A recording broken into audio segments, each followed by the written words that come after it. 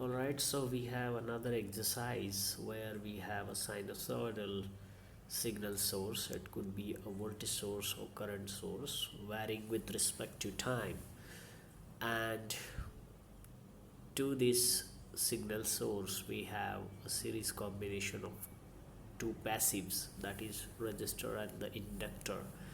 And because of that, the circuit, when it is connected as shown, draws the current I.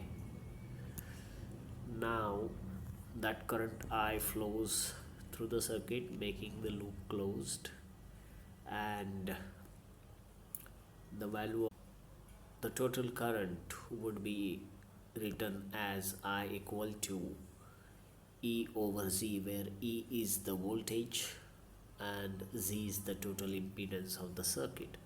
So we know that Z is resistance of a resistor plus reactance of an inductor, so it would be XL, and it can be written XL is J omega L.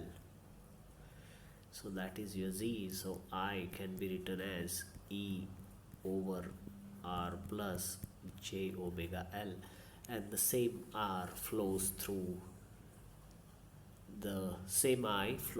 resistor R and the inductor L. So this is how you see we are able to calculate the current.